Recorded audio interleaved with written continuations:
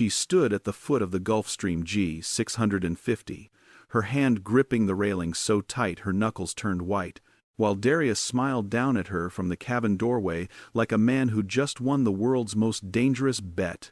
"You coming? Or you gonna stand there all afternoon second-guessing yourself?" he called out, his voice carrying over the hum of Teterboro Airport's private terminals.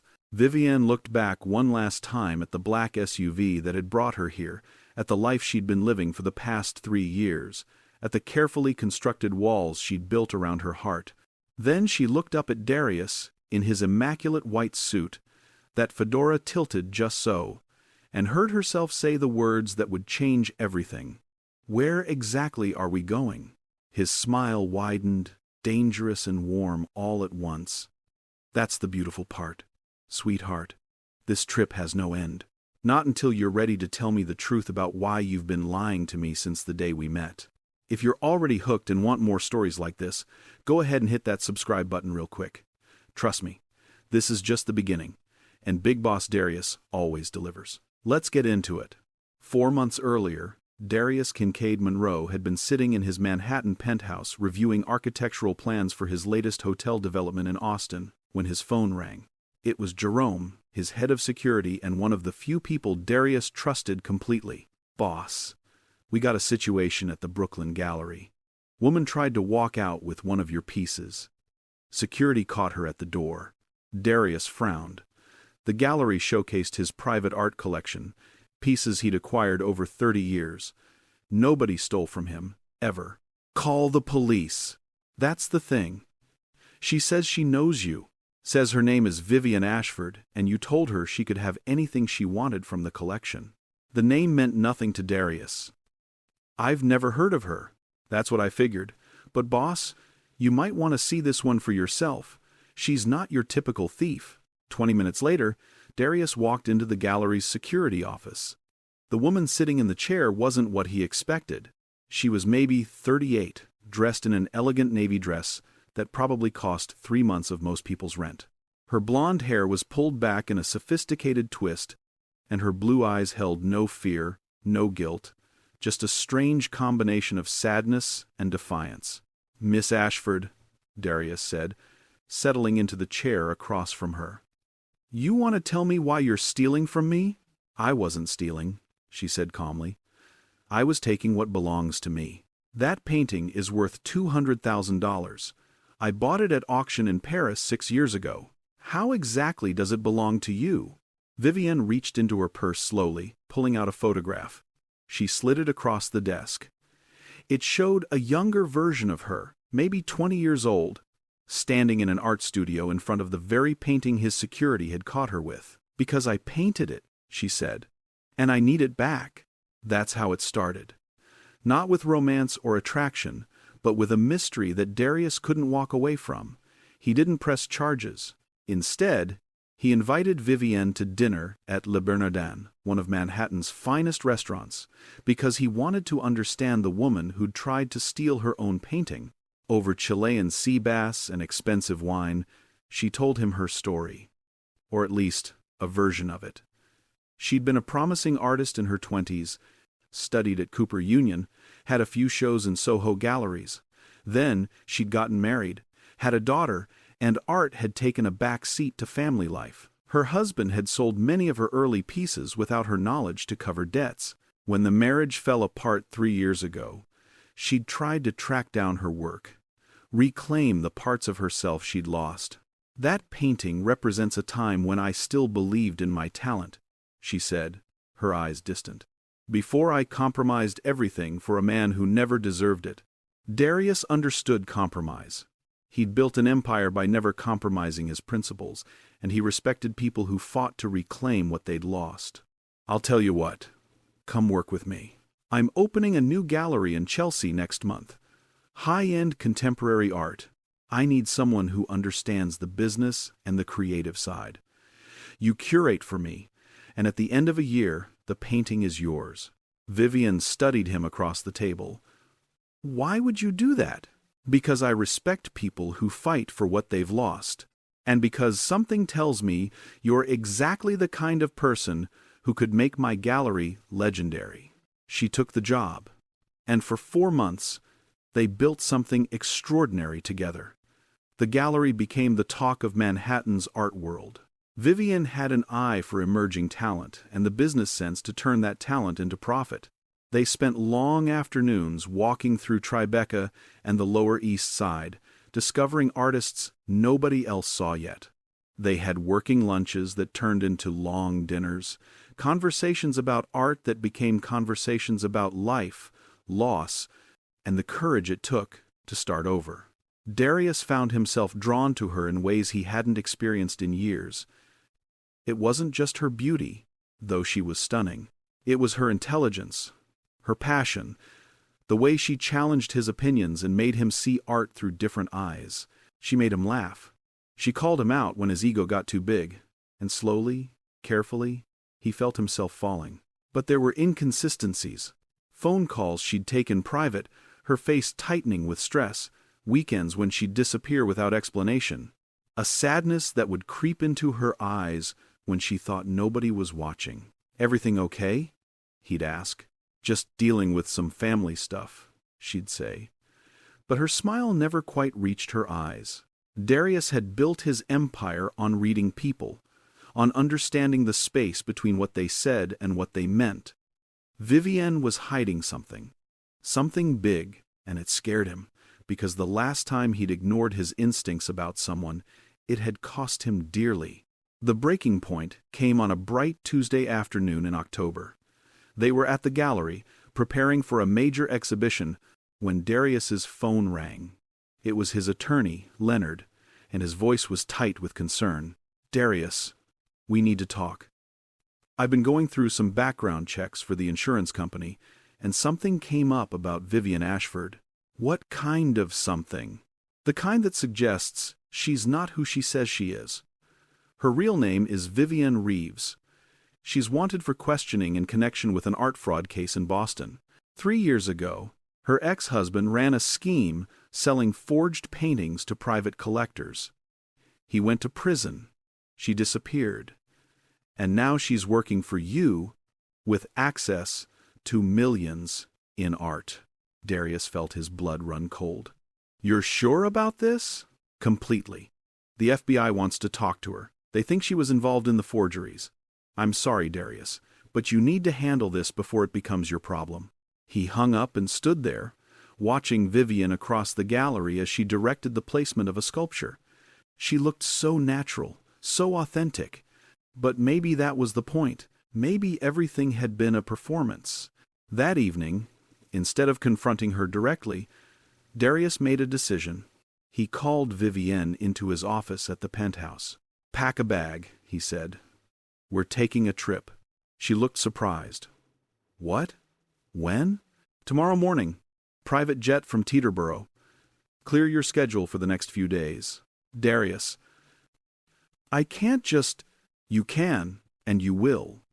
His voice carried a weight she hadn't heard before. "Consider it a reward for the incredible work you've done. 4 months of 16-hour days. You've earned a break." She studied his face, looking for something.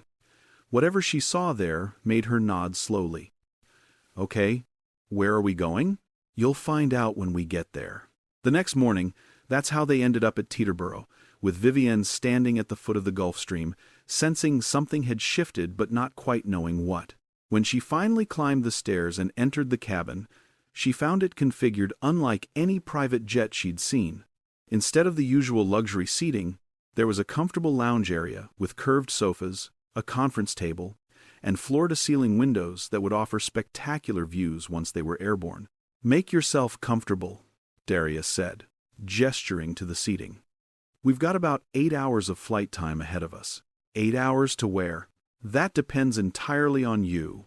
The jet taxied and lifted into the clear October sky, Manhattan shrinking below them. Once they reached cruising altitude, the flight attendant brought coffee and fresh pastries, then discreetly disappeared toward the cockpit, leaving them alone. Darius removed his fedora, set it carefully on the table, and turned to face Vivienne. "I'm going to ask you a question, and I need you to answer honestly. Can you do that?" She nodded, but he saw her hands tighten in her lap, Who are you really? And I don't mean your name or your job title. I mean, who are you at your core? Because the woman I've spent 4 months getting to know feels real. But the background check my attorney ran yesterday suggests that woman might be a fiction. Vivian's face went pale. For a long moment, she didn't speak. Then she stood and walked to one of the windows, looking out at the clouds. My real name is Vivian Reeves, she said finally. Everything I told you about being an artist, about my marriage falling apart, that was true. What I didn't tell you was why it fell apart. She turned to face him. My ex-husband Todd was a dealer, started legitimate, but got greedy. He began working with forgers, selling fake pieces to private collectors who didn't know enough to question authenticity. I didn't know about it at first. By the time I figured it out, he'd already made millions. And you helped him, Darius said, his voice neutral. No. The word came out fierce. I didn't help him, but I didn't report him either, and that makes me complicit. I was terrified. Darius, Todd said if I went to the authorities, he'd make sure I lost custody of our daughter. Said he'd tell them I was in on it from the beginning, plant evidence to prove it. So I stayed quiet, and I hated myself every day for it. She walked back toward him, her eyes wet but her voice steady. When the FBI finally caught him 3 years ago, I thought it was over. He went to prison. And I disappeared with my daughter to protect her from the fallout. Changed my name back to my maiden name, moved to New York, tried to start over. That painting I tried to take from your gallery? It's one of the few real pieces of mine that exists. Everything else Todd sold were the forgeries his people created based on my style. That painting is proof that I'm a real artist, not a fraud. Why didn't you tell me this when I offered you the job? Because nobody hires a woman with my history. Because I thought if I could just prove myself, show that I was valuable, that I could be trusted, maybe the past wouldn't matter. She laughed bitterly. I was stupid. The past always matters. Darius stood and walked to the window beside her. Below them, the landscape had shifted to farmland and forests, America spreading out like a patchwork quilt. You're right, he said. The past always matters, but it doesn't always define us. He turned to look at her. I did my own research last night after Leonard called, dug deeper than just the surface investigation. You want to know what I found? She nodded, looking terrified. I found that you testified against your ex-husband in a sealed proceeding, that you turned over evidence that helped convict him and 3 other people in his organization, that you refused witness protection because you didn't want your daughter to grow up in hiding. I found that you've been paying back victims of your husband's fraud out of your own pocket, even though you were never charged with a crime. $20,000 over 3 years to people Todd defrauded. That's every penny you've made, isn't it? Vivian's eyes widened. How did you... Because I have resources your average employer doesn't have, and I wanted to know the whole truth before I made my decision. He stepped closer. So here's what's going to happen. This jet is currently flying to Santa Fe, New Mexico. I own a house there. A beautiful adobe compound in the mountains. We're going to spend the next 3 days there, and you're going to tell me everything. Every detail of what happened with Todd, every decision you made, every regret you carry, and I'm going to listen. Why? Because 4 months ago, you tried to steal from me, and instead of running from the consequences, you sat in that security office and told me the truth about that painting. That took courage.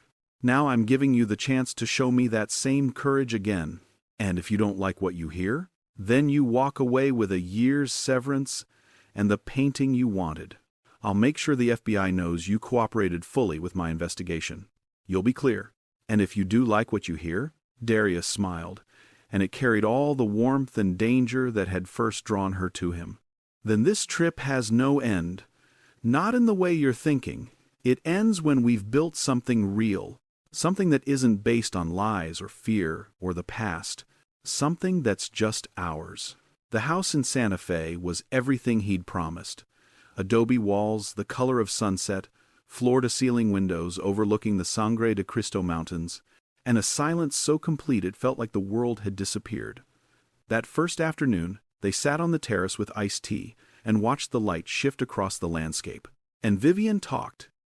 She told him about meeting Todd in art school, about how charming he'd been before the greed took over, about discovering the forgery operation and the soul-crushing choice between protecting her daughter and doing what was right, about the guilt that had eaten at her every day since. "I wake up some mornings and I can barely look at myself in the mirror," she said. "I tell myself I was protecting my child, that any mother would have done the same, but I let people get cheated. I let Todd destroy people's trust in art, and I did nothing." "You did something," Darius corrected. "Eventually, you testified. You helped put him away. You've been making restitution. It's not enough. Maybe not. But it's more than nothing. And it's more than most people would do." He reached across the table and took her hand. "You want to know what I see when I look at you? I see a woman who made impossible choices and survived. Who's trying to build something better from the wreckage. That's not someone to be ashamed of.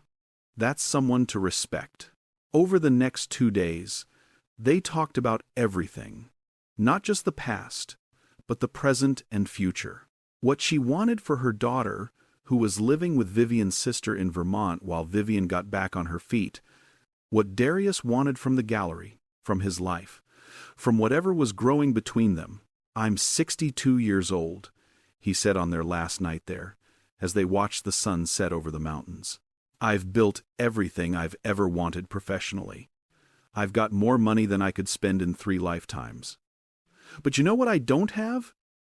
Someone who sees me as just Darius. Not Big Boss Darius, not the billionaire, not the man with all the connections. Just me." Vivian looked at him. "Is that what you think I see?" "I think you're the first woman in a long time who's challenged me, who's made me want to be better, who's made me feel something real." He turned to face her fully. "I also think you're scared. Scared that I'll use your past against you. Scared that this is too good to be true. Scared that you don't deserve happiness after what happened." She didn't deny it. "So here's what I'm offering," Darius continued. "Come back to New York with me. Keep running the gallery. But more than that, let me help you bring your daughter home. I've got lawyers who can make sure Todd never gets near her. I've got resources to give her the life you want for her. And I've got time, Vivian. Time to prove to you that what we're building is real." "And what are we building?" He smiled. "That's the beautiful part. We get to decide together. But it starts with trust. And it starts with you believing that you deserve a second chance." Vivian stood and walked to the edge of the terrace, looking out at the mountains going dark against the sky. When she spoke, her voice was quiet but steady. "I've spent 3 years running from my past. Hiding, pretending, being someone I'm not. And the crazy thing? The best 4 months of my life have been the ones where I was closest to being caught. Because I got to work with you, learn from you. Feel like maybe I was worth something again." She turned back to him. "So yes, I want to come back to New York. I want to bring my daughter home. I want to see where this goes. But I need you to promise me something." "What's that?" "That when the FBI comes asking questions, because they will eventually, you won't protect me. You'll tell them the truth. All of it. I need to face this head on. I need to be able to look my daughter in the eye and tell her that I did the right thing, even when it was hard." Darius stood and crossed to her, and in the fading light he looked every inch the powerful man he was. But his voice was gentle. "I promise. But I'm also going to be standing right beside you when they come. Because that's what you do for people you care about. You don't let them face their battles alone." He pulled her into his arms, and she let herself lean into him, let herself feel safe for the first time in years. "This trip you said had no end?" she whispered. "Maybe it's not about the destination. Maybe it's about finally finding someone worth traveling with." "That's the wisest thing you've said all weekend," Darius replied, and kissed her forehead. They returned to New York 2 days later. The gallery opening was a massive success. with pieces selling for record prices. Vivian's daughter, Lily, came to live with them 3 weeks later, a bright 10-year-old with her mother's blue eyes and an artist's soul. She called Darius Mr. D, and slowly, carefully, started to trust him. The FBI did come 6 weeks after Santa Fe. 2 agents, professional and thorough, asking questions about Vivian's involvement in Todd's fraud operation. Darius sat beside her as she answered every question honestly, provided documentation of her testimony and restitution payments, and showed them the sealed court records that proved her cooperation. The lead agent, a woman named Rodriguez, finally closed her notebook. "Miss Reeves, we've been trying to locate you for 3 years, not because we suspected you of wrongdoing, but because we needed your testimony in a related case. Your ex-husband was part of a larger network. We couldn't move forward without your cooperation." Vivian looked stunned.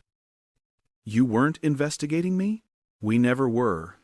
We knew you'd testified against him. We knew you'd been coerced into silence. We just needed you to come forward so we could use your testimony." Rodriguez smiled slightly. "You've been running from a threat that didn't exist." After they left, Vivian sat in Darius's office, laughing and crying at the same time. 3 years, she said. 3 years of hiding and fear, and they were never after me. Sometimes the prisons we build for ourselves are stronger than any real bars, Darius said, pulling her close. "But now you're free. Really free.